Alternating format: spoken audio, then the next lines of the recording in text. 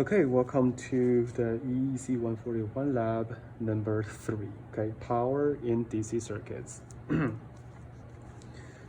Please open your lab manual on page 20, and the materials we're going to use for today are actually one 2.7 k ohm resistor, one 10 k ohm potentiometer, and also a DC voltage 12 volts.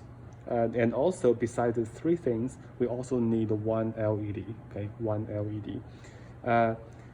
You just need to get the 2.7 k ohm resistor and also the one LED. That will be fine, because for the 10 k ohm potentiometer, we're gonna use this one here on our trainer, and the DC voltage 12 volts, we're gonna use this thing, okay? Again, we're gonna use the second row and the fourth row, because for the second row, we can get 12 volts by adjust this knob over here, okay? Just so you know, if you find that the potentiometer, the 10 k ohm potentiometer on your trainer is not working properly, then you can switch to the 1 k ohm. There's no problem for that. Just record whatever readings you have on your multimeter. There's actually a 10 times difference in here, because this is 1k and this is 10k, okay?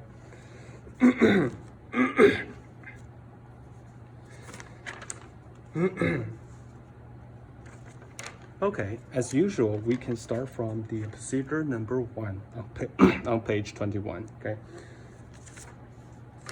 So the first thing, we need to always measure the resistors they were using. In this case, we're just using a 2.7 k ohm resistor, so that's the one we are trying to measure.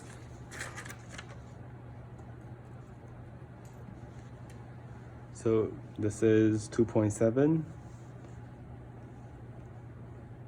2.7 should be red, violet, red, okay, 2.7K.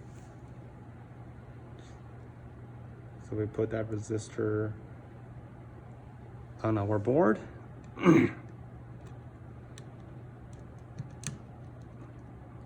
Okay, like this. And then the circuit, well, actually we need to measure the resistance, right, for 2.7. We're using the 20 k ohm range because 2.7K is larger than 2K. We measure that, it gives us 2.64, okay, 2.64.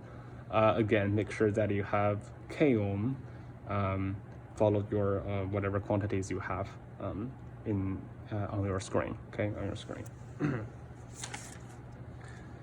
Okay, the next thing is we're gonna actually construct a circuit as shown in figure 1, okay, in figure 1.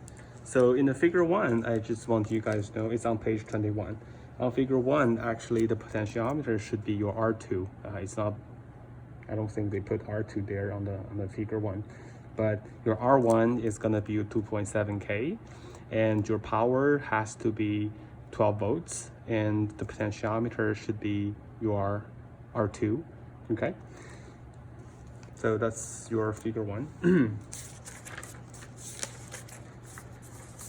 So table 2 is basically all the information you need to measure after you constructed your figure 1. Okay, so in table 2 you will see you need to measure V1.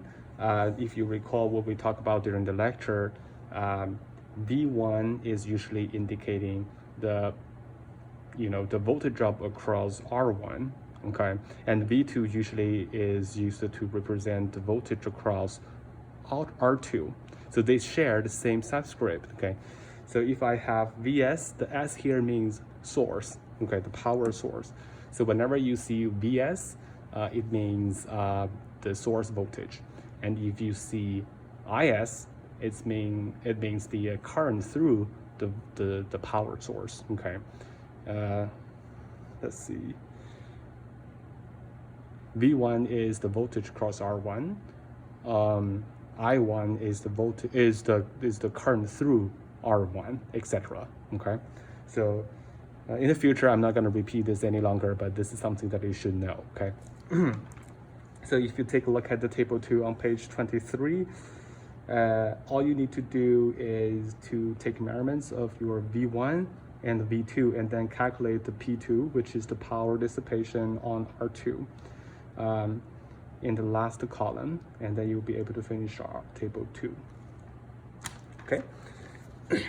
Okay, let's work on the table 2. So the table 2 is based on the circuit over here. So the first thing we try to do is to hook up the circuit on the breadboard. Like I said, I usually start from the positive terminal of the power supply and go all the way around so that we can finish at the negative terminal of the power supply. Okay, make sure that you don't miss any of the elements on that circuit. Okay, let's start from here. So the positive terminal of your power supply is supposed to connect to one leg of your R1. In this case, your R1 is the 2.7 k ohm resistor in here. Okay, so positive to R1. Positive is all the hole. You can use all the holes in the second line. Okay, here. Okay, please make sure they're in the same row. Okay, I usually see a lot of students like doing something like this, and they thought, you know, it's connected, but actually it is not. Okay, make sure that they're in the same row. Okay, and then let's see. Can you see it? Okay, put it over here. Okay. Then after the current goes through R1, it goes to R2, which is the potentiometer. I marked the pin number in here. So pin 1, pin 2, pin 3 corresponds to the pin 1, pin 2, and pin 3 in here. Do you still remember? We talked about that thing. We introduced the potentiometer in our lecture number 1. Sorry, lab number 1. So all the 2 holes in here, in the first column is your pin 1. And all the holes in the 4th column or the last column is your pin 3. And all the 4 holes in the middle are your pin 2. Okay, so that's why I'm hooking up the circuit like this. So this is going to be your pin 1. This is going to be your pin 2. Okay, and this is going to be your pin 3. Okay, it's just easier for me to hook up the circuit. So you can see the current is leaving R1 and gets into pin 1 of your potentiometer. So that's why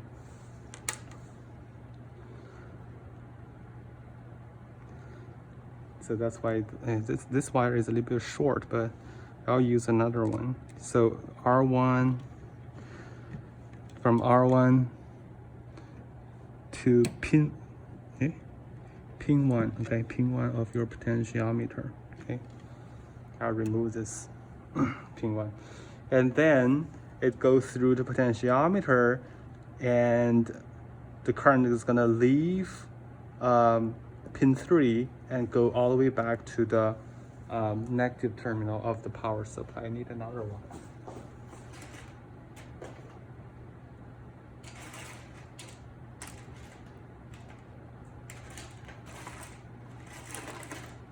Okay, I need a longer wire, so I'll remove this one. So this is your pin 3. So the current leaves your pin 3 and goes to the negative. Okay, goes to negative, which is the 4th line in here, the last line. Okay, make sure the connection is okay. Okay, so what are we gonna do with the pin 2? So from the schematic over here, you can see actually the pin 1 and pin 2 are shorted together, meaning that pin 1 and pin 2 are connected by a piece of wire.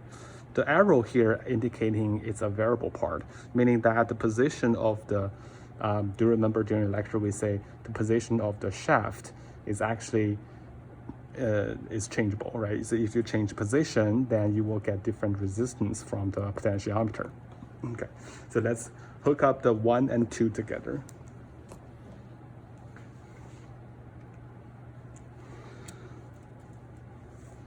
So this is pin 1, right? This is pin 1, right? And put it into pin 2. Okay, see, they are connected together.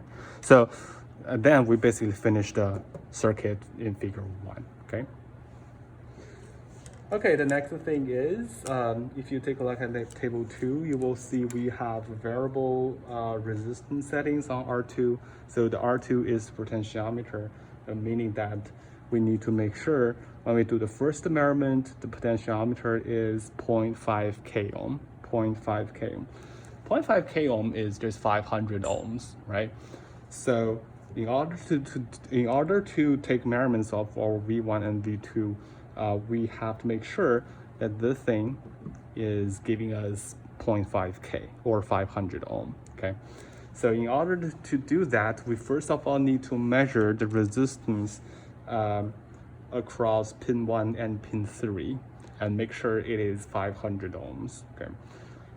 One thing that you should know is that when we try to measure the resistance of the potentiometer, especially when you have the circuit hooked up like this, you cannot directly measure it across pin 1 and pin 3, because if you do so, you're actually not only measure the resistance of the potentiometer, but also all the circuit that, including this resistor in there. So basically you are measuring the entire system, because anything is connected to the resistor will be measured. Okay, so in that case, whenever, please make sure that you remember this, whenever you try to measure a resistor in a hooked up circuit, when you hooked up circuit, you need to remove that resistor from the rest of the circuit. You need to disconnect it, and then you can start measure that. So in order to isolate this part from the entire circuit, you can see if you want to isolate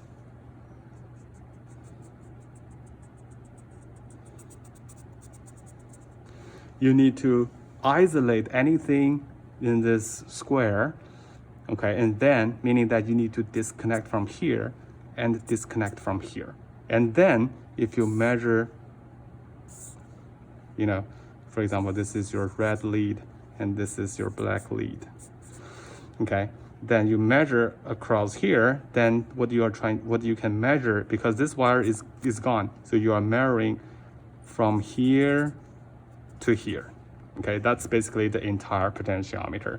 If you have these two wires on, you are measuring this thing, this part, you're measuring this part in parallel with your potentiometer. Okay, so this is going to be wrong reading. So you need to disconnect the potentiometer or the resistor you're trying to measure from the rest of the circuit. Okay. In order to achieve that, what we can do is basically, because this wire here, you can see this wire is negative to pin 3. So negative is here, negative terminal of your power supply, and this is your pin 3. So this basically is this one. So you just disconnect from here, right? And this one is R1, between R1 and your pin 1. So R1 pin 1 is this one. So you just disconnect it from here. See, actually you can see this little thing is completely detached from our main circuit, right? So now you can try to measure the resistance between 1 and 3. Because it's supposed to be 500. 500 is below 2K, so I'm gonna switch to 2K, okay? When you do the measurement, don't remove this green one, okay? It still has to be the way it is, okay? So measure across 1 and 3. Okay, 1 and 3. Apparently it is way bigger than 2K, so I need to adjust. It to be 0.5, right? Okay, this is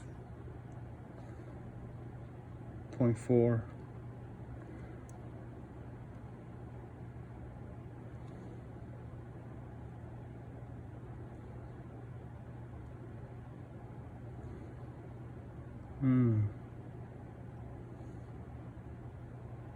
Yeah, that should be close enough. Yeah, that should be close enough. So 0.494 is close to 500 or 0.4 k ohm, 0.5 k ohm, okay? Then we are sure at this specific position, the potentiometer will have a resistance of 0.5 k, okay? And then we should we should connect the resistor, the potentiometer back to our circuit, right? So it was supposed to be in here, in here. And this one is supposed to be in here, right? Okay. After we are done, just make sure that everything is all right. So the positive goes through R1, the positive goes through R1, and go through your potentiometer, pin 1 and pin 3, pin 1 and pin 3, and pin 3 go all the way back to your negative terminal, okay? So the circuit is complete, okay? Now, we are sure that the R2 currently is in 0.5. So if you take a look at the first row of your table 2, we already finished adjusting the variable resistor R2 to be 0.5K. And then we can directly measure the voltage V1 and V2, okay? To measure a voltage, we need to switch the thing to voltage. Okay. Oh, by the way, there's one thing I forgot. So if you take a look at here, the power supply is supposed to be 12 volts, right? So before we do any measurements, we have to make sure that our power supply, the voltage across this two things over here is 12 volts, okay? So I'm gonna check that. So positive, negative, okay? I can, okay. So right now is pretty small. So I'm gonna adjust this knob here. You can see it's a little bit hard for me to.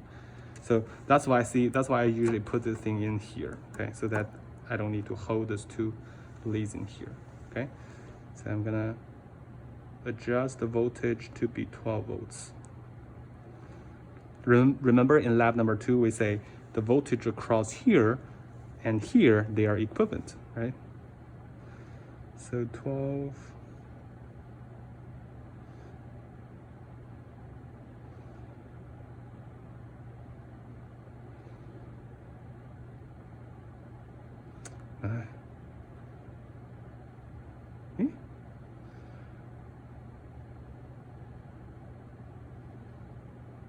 Okay, anyway, that should be close enough, okay? 11 point whatever in here.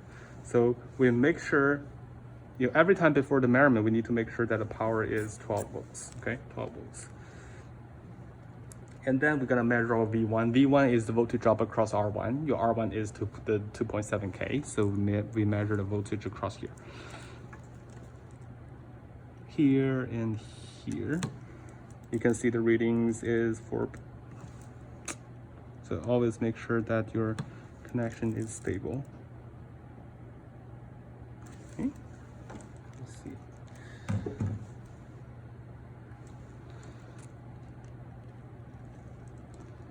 Okay, so it's 9.74, okay, 9.74. That's gonna be your V1. And your V2 is the voltage across the potentiometer, so you just do pin 1 and pin 3, okay, pin 1 and pin 3. Yeah, when you do the measurement, make sure that you're touching the metal part of the wire, okay, or you will not have any readings. So the voltage across potentiometer is 1.79. 1.79. So in this case, you can know that this voltage is lower than 2 volts, so you can switch to a lower range to get a more precise readings. Switch to 2 volts and you can get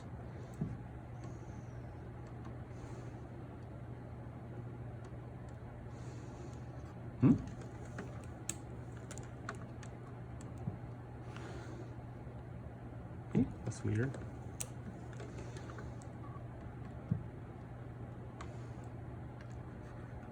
Yeah, so 1.793, okay, 1.793. So you have more significant digits, so it should be more precise than using the range of 20 volts, okay?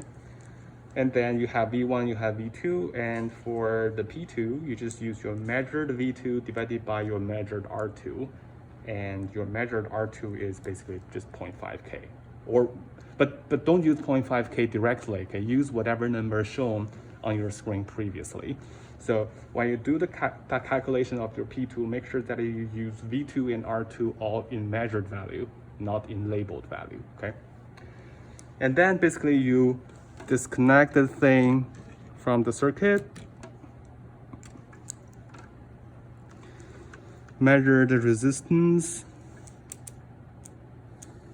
to be 1K, like this. You just need to be 1K, okay? And then repeat the entire process, okay, for the second line, 1K ohm, okay? So you repeat everything and measure V1 and V2 and repeat everything for 2K ohm, 3K ohm, all the way to 10K ohm, okay? So that you will be able to finish table 2. Let's see, if your potentiometer cannot go all the way to 10K, you just skip that. Okay, say if the maximum if the maximum resistance you can go is 8K ohm, then you can just stop at 7.5. Okay, and just skip the 10K ohm. Again, like I said, if your 10K ohm resistor potentiometer is not working, if you you can switch to the 1K. In that case, you just need to divide. In that case, that your R2 should be divided by 10. So when you adjust the resistance of your potentiometer, it should starting from 0.05 instead of 0.5. So it should be 50 ohm. 50 ohm is like 0.05 k ohm, 0.01 k ohm, 0.2 k ohm, etc., all the way to 1K. Okay, so it's gonna be a little bit different. If you're using the 1K ohm resistor, the difference would be 10 times, okay? Again, if you're using this one, you may not be able to get as low as 50K ohm. If you cannot get that, 50 ohm. So if you cannot get that, you can just skip that line, okay? There's no problem for that. So that's table 2. And what's next is plot number 1. Plot number 1 is in procedure step 5, okay, procedure 5.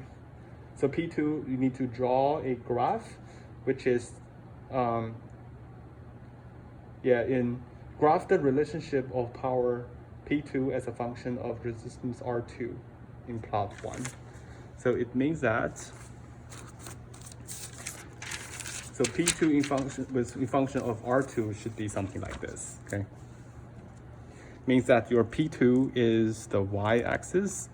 I put it microwatts in here just for your convenience.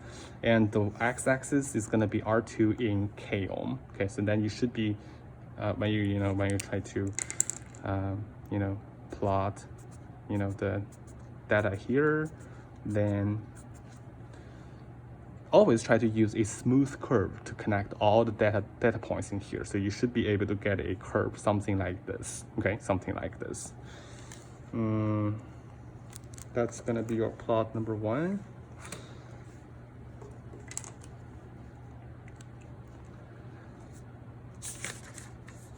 And your plot number 2, plot number 2 is a little bit interesting.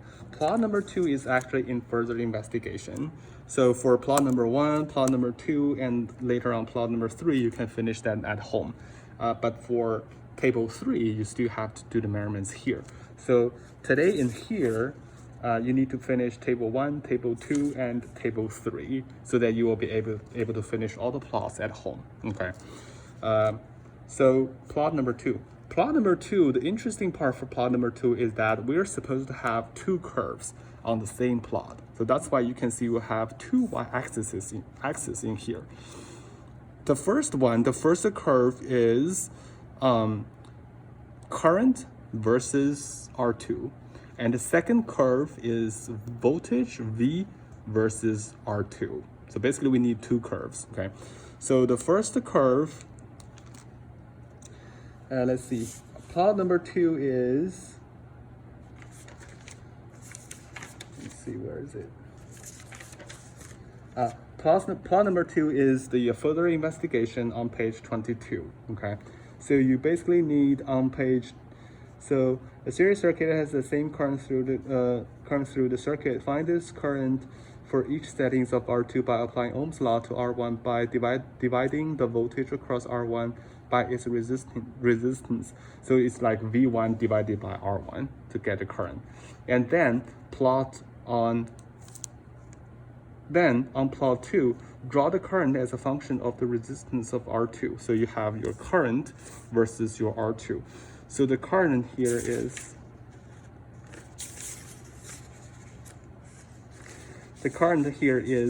let me see if you have that. Oh, you don't have that before.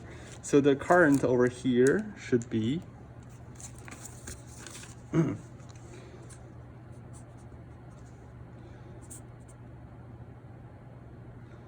me see.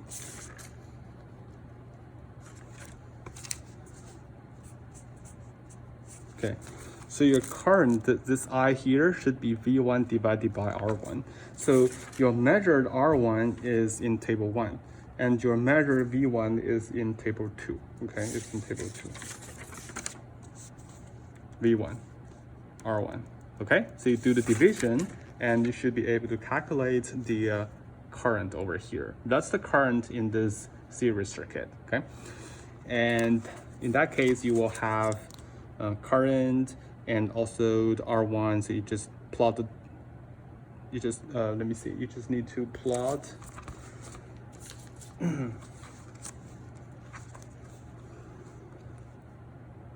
R2 is 2, 4, 6, 8, etc. all the way to 10 actually, or 12. This is not to scale, okay? 10 to 12, okay. And then you should have a curve like this, okay? Just put all your data points in here and draw a curve like this, okay? Like this. And for second curve, it's like you're using the voltage as your y-axis in here, and then still the same x-axis, which is R2. So the V here, let's see, what is the V here? On the same graph, on page 22, further investigation, on the same graph, plot the voltage measured across R2 as a function of the resistance of R2. So the V is actually your V2, okay? This is actually your V2. So this is actually V2, okay? V2, right? V2 versus R2. V2, you already have V2 in this column, right? In your table 2. So this one versus this one, okay? So you should be a curve like this.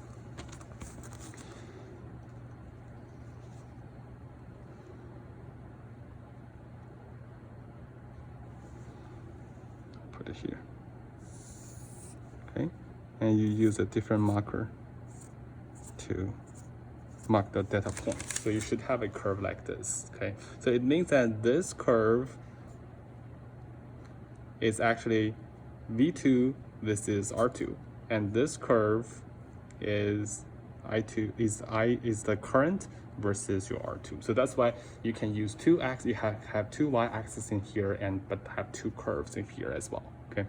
It's just you need, when you draw, especially when you draw it on the Excel, it's gonna automatically differentiate those two curves by using different color or different marker, okay? So that's plot number 2. Plot number 3 and 3 is very simple. Plot number 3 is actually based on the table 3, okay? Plot number 3 is something like this. So for the y-axis is the power dissipation on the LED, so it's also in milliwatts. And the x-axis is the VS in volts. VS is the source voltage, okay, source voltage. And you can get those information from your table 3. Table 3, okay. This is the VS, and also this is the PLED, okay. So those two, and put this number, and graph VS versus graph PLED versus VS in here, okay. One thing that you should know to complete your application problem data, which is in table 3, is that this is all the equations you're probably gonna use. You can find this equation on the first page of your lab manual as well. So the current IT means the total current, because it's a series circuit, so the total current indicating the current in this circuit, it should be all the same, okay?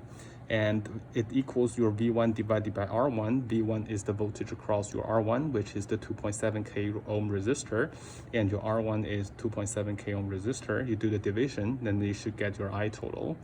I total equals your I LED, because like I said, it's a series circuit, so the current everywhere is the same. So the current through R1 is also equal to the current through your LED, okay? So this is circuit is the current through your R1 should always equal to the current through your LED, okay? And when you're trying to calculate your power dissipation on the LED, you just use your voltage across LED, the VLED, times your I total, which is the current, also the current through your LED as well. So you can finish your table 3, okay, table 3. One thing that you should know is that for the LED, you will see one leg is longer than the other for the LED. Not sure if you can see it clearly. Okay, see it clearly. Okay, so you can see this wire is a little bit longer than this one. So this thing should be connecting to the positive of your power supply. In this case, this longer wire is supposed to connect to the R1. And this shorter wire is supposed to connect to the negative terminal. Okay, if you flip the polarity, then your LED will never be on. Okay, it's gonna be off all the time. Okay, so make sure that you pay attention to the polarity when you hook up the circuit like this. Okay, actually I can hook up a circuit for you real quick, just for your information. Okay. Okay, you can see it. Okay. I'm starting from the positive. So positive of the power supply goes to your R1. So positive goes to your R1, which is 2.7K. 2.7K goes to the positive terminal of your LED. Okay, like this.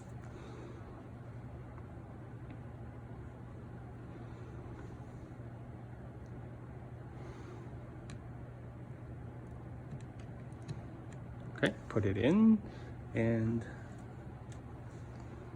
R1 goes to LED, okay?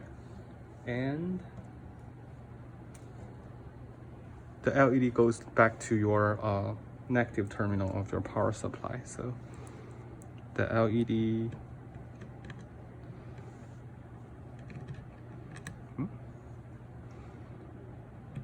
goes back to the line number 4, okay? Line number 4, the last row in here, okay?